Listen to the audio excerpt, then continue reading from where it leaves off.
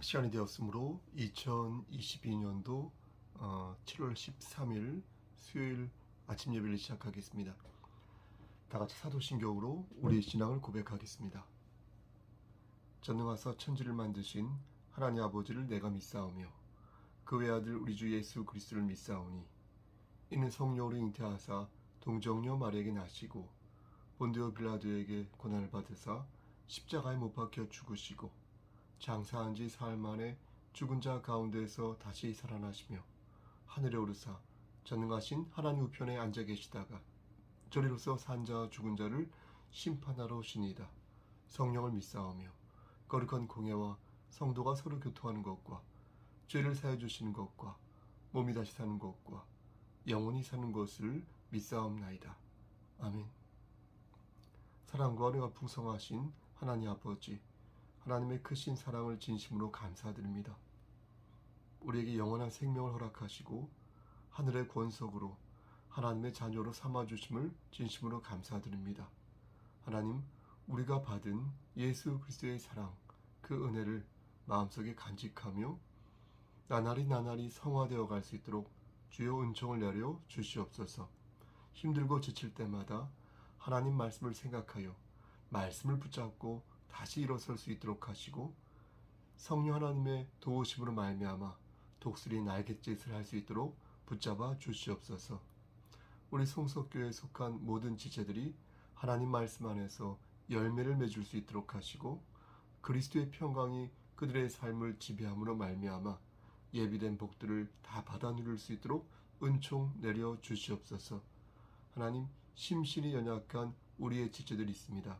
여호와 라파 되신 하나님께서 그들을 치료하여 주시고 안수하여 주시사 하나님 뜻 안에서 회복될 수 있도록 하시고 속히 건강을 회복하여서 건강한 상태에서 하나님의 일을 감당할 수 있도록 주여 강권적으로 역사하여 주시옵소서.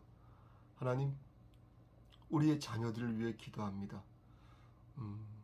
어디에서 무엇을 하든지 늘 하나님 말씀을 기억할 수 있도록 하시고 저들이 사망의 음침한 골짜기를 다닐 때에 하나님께서 나와 함께 하신다는 사실을 꼭 기억하여서 하나님과의 인격적인 교감 속에서 진실로 승리하는 자 될 수 있도록 붙잡아 주시옵소서.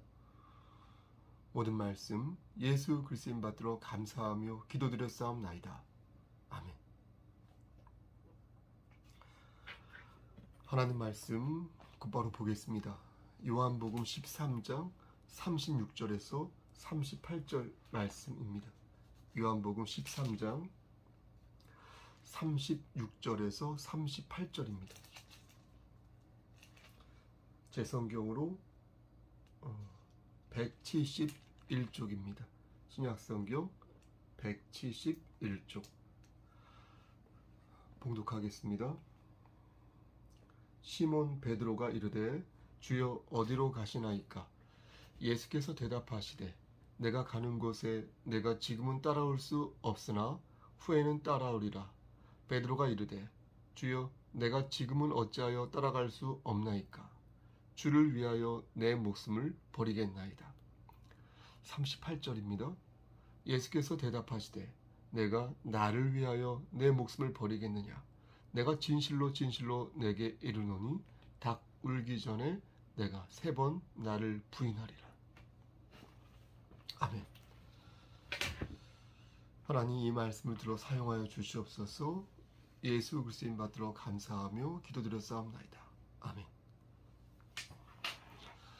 오늘은 중보기도를 짧게 하였습니다. 여러분, 기도 제목이 혹시 있으면 설교 시작하려고 하지만 언제든지 문자로, 카톡으로, 전화로 말씀해 주시길 바랍니다. 말씀으로 은혜 받으시기를 소원합니다. 예수님께서 이제 갈 길을 가시겠다라고 말씀하셨습니다. 그 말씀을 들은 베드로는 주님, 대체 어디로 가시려 하는 것입니까? 라고 도통 이해할 수 없다는 말투로 반문을 하였습니다. 그런데 오늘 본문 37절 말씀을 자세히 보면 베드로가 예수님의 죽음을 어느 정도 예상했다 싶은 그런 구절이 나옵니다. 베드로는 이렇게 말합니다. 주여, 내가 지금은 어찌하여 따라갈 수 없나이까? 주를 위하여 내 목숨을 버리겠나이다. 그러니까 목숨까지 버리겠다는 것은 단정할 수는 없지만 지금 주님이 가신다는 그 길이 심상치 않은 길이요, 심하면 자칫 목숨까지도 버려야 하는 그런 위험한 길이라는 사실을 베드로가 어느 정도 알고 있었다, 이렇게 짐작해 볼 수 있는 것입니다. 예수님께서 이런 베드로의 그 충정을 모르실 리가 없었습니다. 베드로는 제자 중에 제자였지 않습니까? 그리고 모든 일에 있어서 열정과 성실을 보여왔다는 사실을 예수님께서는 잘 알고 계셨습니다. 하지만 36절 말씀을 보면 예수님께서는 베드로가 서운할 정도로 아주 세게 말씀을 하시는데, 뭐라고 말씀하시냐면 내가 가는 곳에 네가 지금은 따라올 수 없으나 후에는 따라오리라, 이렇게 말씀하셨습니다. 이 말씀의 의미는 지금 네 수준으로는 내가 가야 할 길을 따라올 수 없다 라는 것입니다. 내가 들어가는 길은 넓은 문이 아니라 좁은 문인데, 또 내가 지고 갈 것은 안락함이 아니라 십자가의 고통인데, 네가 과연 지금 이 수준에서, 지금 이 상태에서 그것을 감당할 수 있겠느냐라는 것입니다. 다르게 표현하자면 지금은 때가 아니니 기다리라는 것입니다. 기다려라. 실제 베드로는 예수님을 3번 부인하면서 그때 그가 아직 준비가 안 된 상태였음을 스스로 느끼게 되었습니다.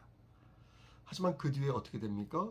베드로는 진영을 갖추었고 예수님이 걸으셨던 지셨던 십자가, 또 걸으셨던 십자가의 길을 그 역시 걸으면서 순교자의 반열에 오르게 됩니다. 놀라운 것은 주님께서 이 모든 것을 다 예상하셨고, 그래서 베드로에게 네가 후에는 나를 따라올 것이다 라는 말씀을 하셨다는 것입니다. 우린 여기에서 우리가 감당해야 할 사역에 대해서 좀 생각해 볼 필요가 있다고 생각합니다. 하나님의 일도 여러분 준비가 필요하지 않겠습니까? 전 절실히 느끼는데요. 그런 면에서 볼 때 저는 그동안 많은 부분에 있어서 부족했던 것이 사실입니다. 또 준비를 많이 하지 않고 일을 하는 경우도 많았음을 또한 고백합니다. 하지만 변을 하자면 늘 준비할 것들 투성이거든요. 준비하고 또 준비하고 계속 준비하고, 그 준비할 것들로 가득 채워 있기에 준비를 안 하는 나를 손꼽을 정도인 것입니다. 그러다 보니까 만성에 빠지기도 하고 게으른 모습을 보이는 것입니다. 즉흥적으로 무슨 일을 하는 것처럼 보이는 것이고, 또 그렇게 할 때도 있는 것입니다. 저의 부족한 이 모든 것을 하지만 하나님께서 또한 선도하여 주실 것이라고 믿습니다. 저뿐만 아니라 하늘에 속한 모든 권속이 종국적으로는 더 크고 더 깊고 더 깨끗하며 더 괜찮은, 정말 반듯한 그 무언가를 감당할 만한 상태로 빚어질 것이라고 저는 믿습니다. 그렇다면 우리는 하나님께서 우리를 그렇게 만드시는 과정에 지금 있지 않습니까? 지금 그 과정에서 우리는 어떤 노력을 하면 되는 것일까요? 가만히 앉아 있으면 하나님께서 알아서 열매를 맺도록 도와주실까요? 그렇지 않다는 것을 여러분 너무나 잘 아시죠? 우린 너무나 잘 압니다. 왜냐하면 그리스도인의 성숙은 반드시 연단을 거치면서 강화되기 때문입니다. 열매가 떨어질 때까지 입을 벌린 채 기다리고 있겠다? 이런 생각은 연단의 과정을 받는 마음의 자세가 아닌 것입니다. 그러하기에 우리는 환난 중에 그 고통 중에도, 그 고난 중에도 부지런히 움직여야 하고, 그 고난 중에도 열심히 분발하여야 하는 것입니다. 그러면서 우리의 영적인 근력을 키워나가야 하는 것입니다. 생활이 중요합니다. 생활신앙. 생활신앙이 정말로 중요한 것입니다. 내 컨디션에 따라서, 내 기분에 따라 좌우되는 것이 아니라 늘 우리가 숨을 쉬듯이, 밥을 먹듯이, 책을 읽듯이 늘 하던 것을 하는 것, 그렇게 생활이 되는 것, 그런 신앙이 얼마나 중요한지 모릅니다. 주목할 것은 베드로가 그렇게 살았다는 것입니다. 베드로는 주님을 3번 부인한 후에 자신의 행동을 몹시 자책하였습니다. 죄책감에 괴로워했고 그러다 그것을 피해서 도망쳤습니다. 그리고 다시 어부가 되어서 그물을 던졌는데 그때 베드로는 그곳에서 부활하신 주님을 만났습니다. 시간상으로 볼 때는 어떻습니까? 베드로가 좌충우돌한 시간은 매우 짧았습니다. 왜냐하면 주님께서 며칠 만에 부활하셨으므로 사흘 만에 부활하셨으므로, 그렇죠? 그러니까 그 시간이 매우 짧지요. 하지만 그 효과는 그 어떤 체험보다도 강력했습니다. 예수님의 부활하심을 동시대 동시간에 경험한 사람이 여러분 몇 명이나 되겠습니까? 그러니까 그 영광스러운 그 현장에 있었으니 비록 그 짧은 시간이었지만 그 어떤 경험보다도 강렬한 감동과 도전, 충격 이런 것들을 받은 것입니다. 우리는 어떻습니까? 애석하게도 그런 경험을 하지 못했습니다. 베드로는 짧고 굵게 순교하였지만 지금 우리는 어떻습니까? 무난하게 평타를 치면서 신앙생활을 하고 있지 않습니까?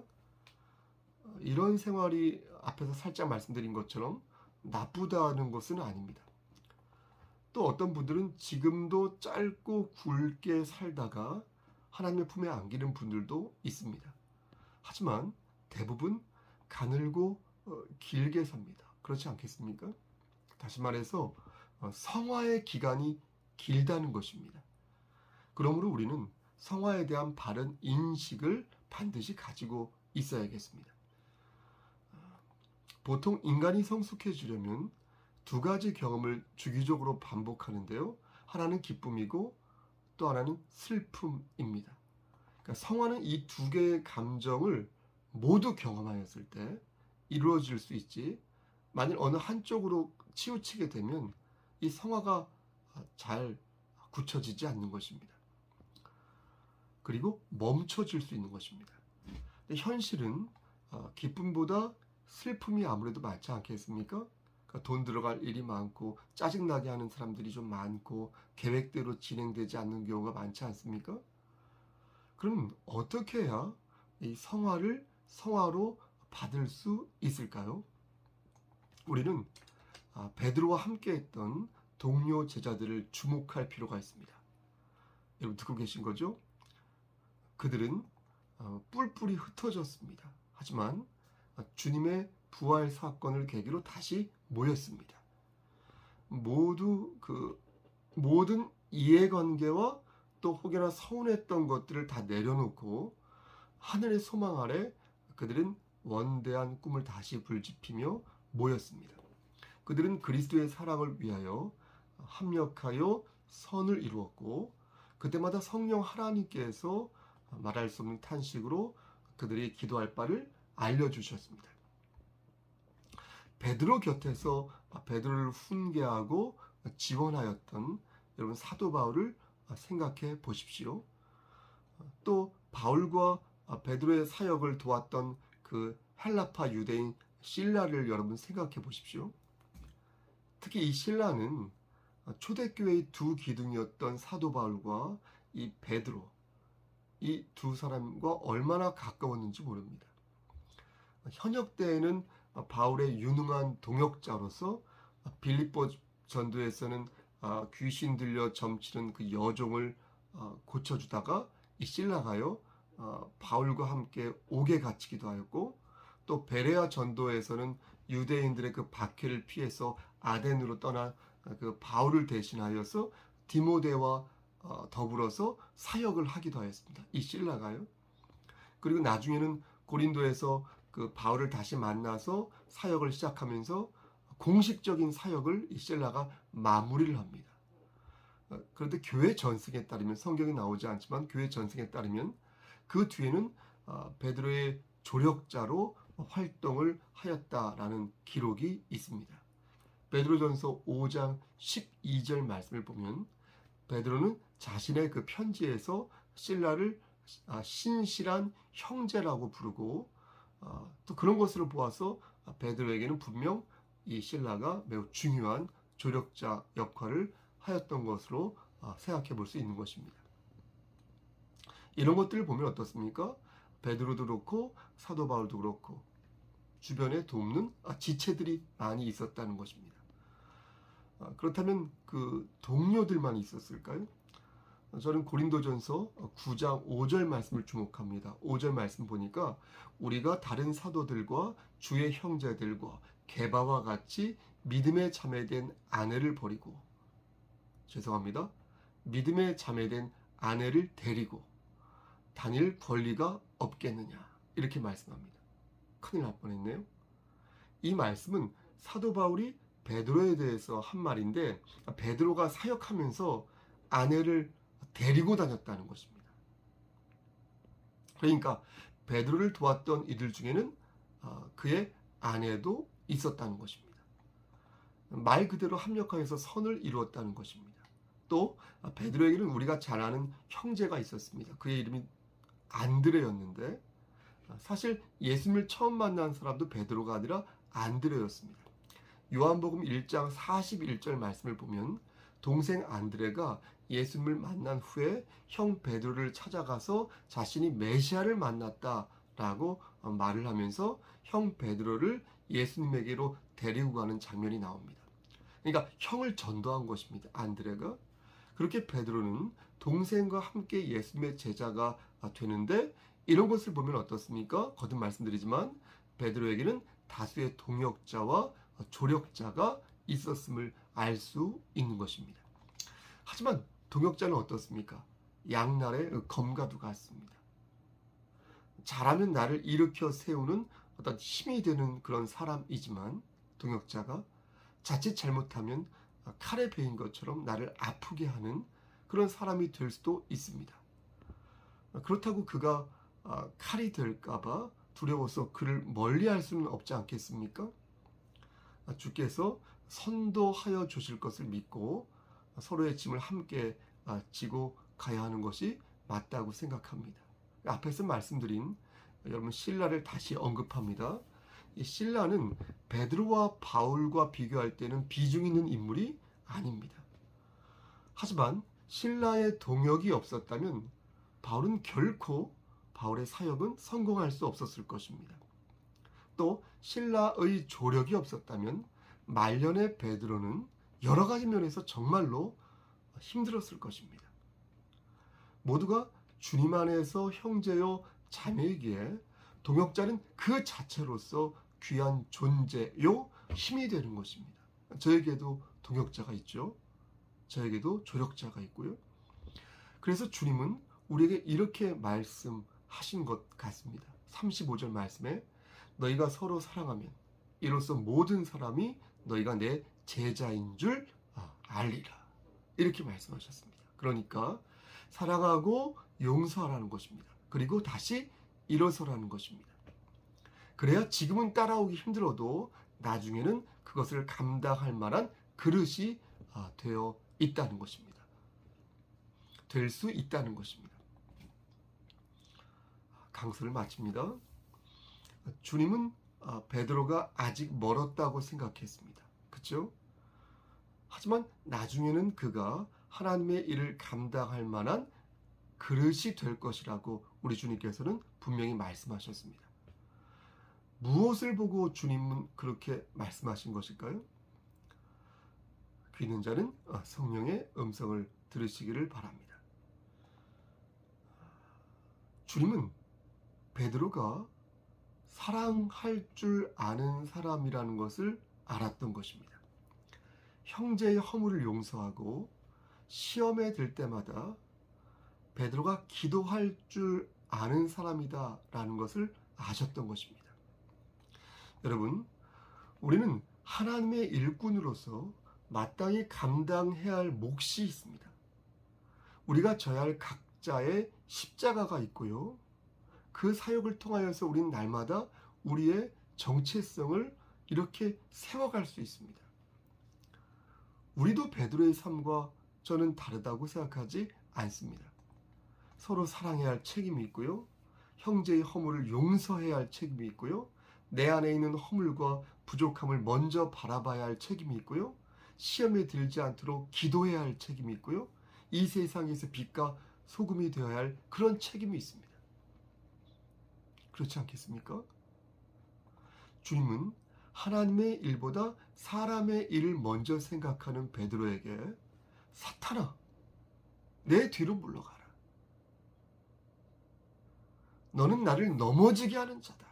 이렇게 말씀하셨습니다. 하지만 그의 가능성은 의심하지 않으셨습니다. 이제 주님께서 우리를 보고 계시다는 거예요. 이제 하나님께서 우리를 지켜보고 계시다는 거예요. 우리를 들어서 교회를 부흥케 하시고, 우리를 들어서 하나님 나라를 확장케 하시고, 우리를 들어서 이 사회를, 우리의 환경을 바꾸시기를 원한다는 거예요. 그러므로 우리는 하나님 말씀 안에서 우리를 돌아보는 일을 게을리해서는 아니 될 것이다. 아멘.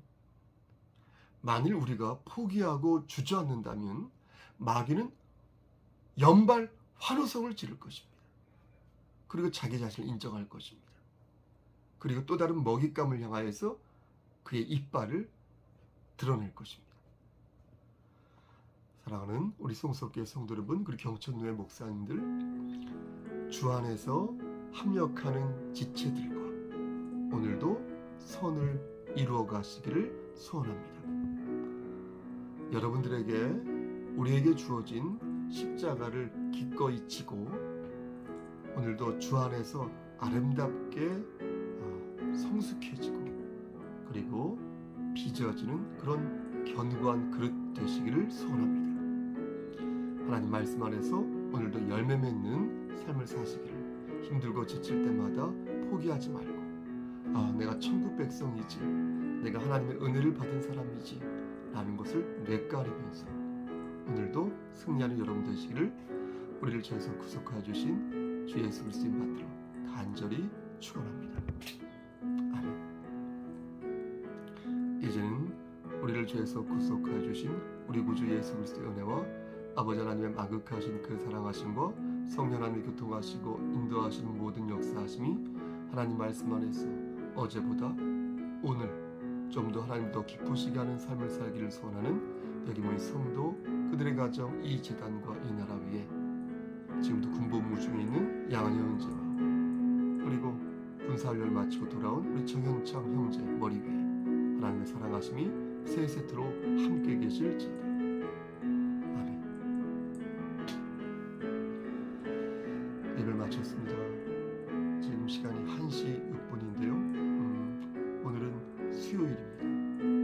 수요일은 7시 반에 수요 예배가 있습니다. 저녁 7시 반에 수요 예배가 있습니다.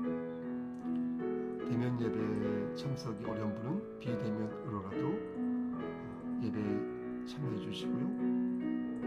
혹시 수요 예배에 대한 좋은 아이디어나 고견이 있으면 언제든지 부담 갖지 마시고 말씀해 주시길 바랍니다. 여러분, 무슨 있으면 연락 주십시오. 샬롬.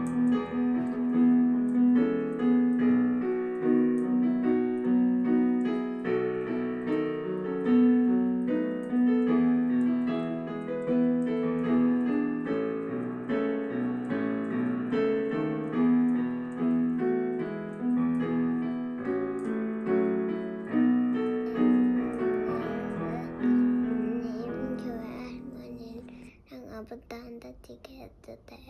믿게 하면 아멘. 아멘.